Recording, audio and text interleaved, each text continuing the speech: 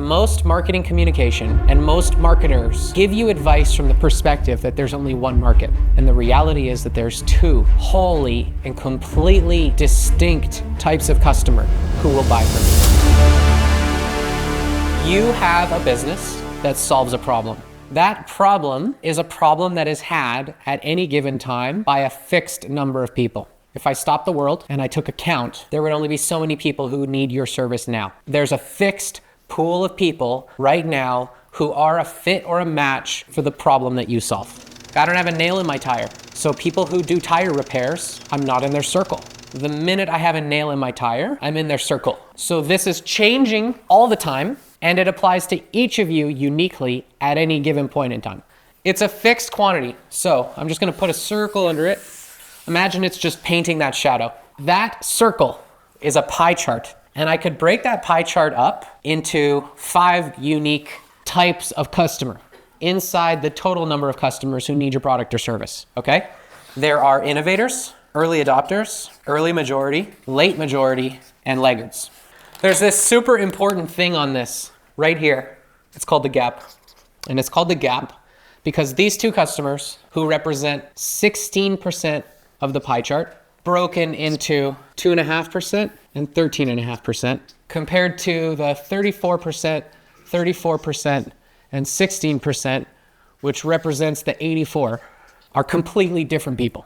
So lesson number 1 you need to take away from tonight's talk is that most marketing communication and most marketers give you advice from the perspective that there's only one market. And the reality is that there's two wholly and completely distinct types of customer who will buy from you. There's the 16% who, in my community of clients, I affectionately call the top 16. And then there's the bottom 84. You have two customers, the top 16 and the bottom 84. Who here has a person in your life who is your go-to person when it's time to upgrade your cell phone? You're like, Bob, what phone do I buy? You know what I'm talking about? You all have that person? You all have in your life people who are your 16s and your 84s. You don't care if they're 84s or not. You just care about knowing who the 16s are because they're who you go to for advice. Should I do Facebook ads or LinkedIn? I don't know. Someone said LinkedIn was better. And you yourself are a top 16 for other people in your life. Someone trusts you to answer those questions. You know what the questions are. You're like, oh my God, do I want the accountability of telling you what to buy right now? Here's the deal. The early majority will only buy based on rationalization. They must be able to, after the fact, cope with their buyer's remorse by bringing into their conscious awareness some rational explanation for why they did the dumb shit they did when they bought the thing they just bought. Who here has bought a TV or something, then when you get home, your spouse is like, what the hell? And then you're like, I gotta explain this. And the reality is you were just at Best Buy and you're like, I have to do it. I have to do it. I'm doing it. Why am I doing this? I'm doing it. It's in the grocery cart, or I'm taking it to the register. And you checked it out and you're like, now I have to explain it. Okay, better get to work. And then what happens if you can't explain it? You return it. You're like, I don't know what I was doing. I'm just taking it back. So you have an expectation for returns. You expect to be able to return it. If it breaks, you're surprised. This TV should last 10 years. It's not lasting 10 years. So you expect warranty and an extremely low error rate. You have very little patience in the bottom 84. The early majority have very little patience.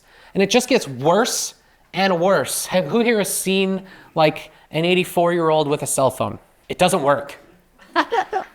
You become more binary in your perception of it. It's either good or bad. They're also expensive to acquire. So they're cheap as people and they're expensive to acquire. So I'm just gonna write expensive. I put cheap and expensive. They're expensive to acquire. Why? Because they take a long time to decide. You have to chase them and chase them and chase them because they don't make prompt decisions. AKA expensive for you. You have to spend on that. You have to retarget them and retarget them and retarget them and retarget them, etc. They expect very high latency. How many of you have spent 8 minutes on hold with the bank and you're throwing a tantrum?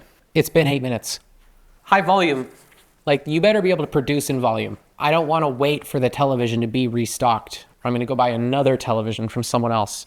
because even though I've just procrastinated for 3 months to make my decision, now that I've made my decision, there's no waiting. So availability is another way to look at that. You have to be able to serve the masses of people that want your all at the same time. Here's the thing, I'm spending so much time on this because most of you have been trained to chase this customer. And this customer is the vocal customer. So the feedback you get from the market are these people, which means you're being trained by these people to serve these people. And when people say you need to know your ideal client avatar, and they talk about it as if it's one market. Remember I said there's 2 markets, not 1 market. So when I say when you're in a delusion that there's 1 market, and 84% of that market is vocal, including the ones giving you bad advice, by the way. Which market, if there's only 1, are you likely then to be trying to talk to? This one.